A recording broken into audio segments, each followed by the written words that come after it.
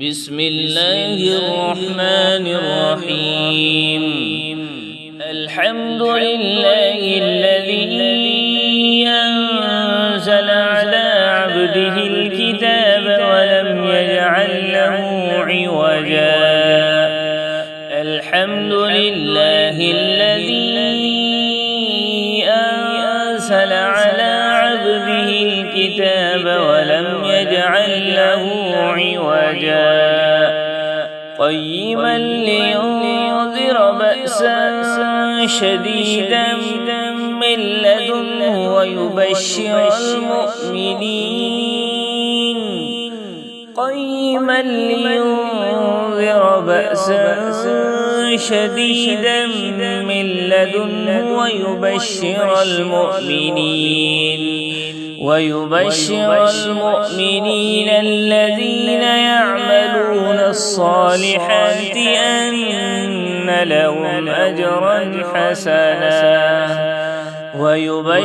المؤمنين الذين يعملون الصالحات أن لهم أجرا حسنا ماكثين فيه أبدا وينذر الذين قالوا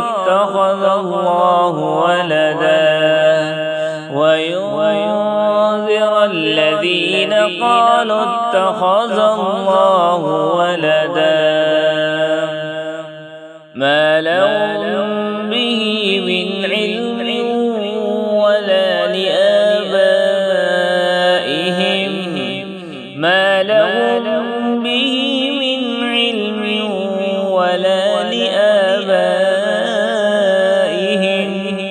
كبرت كلمة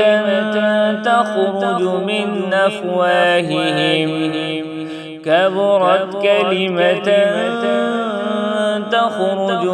أفواههم إن يقولون إلا كذبا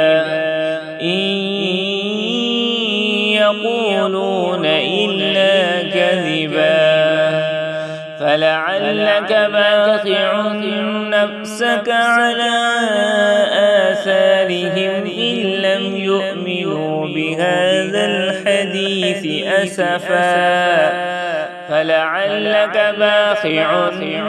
نفسك على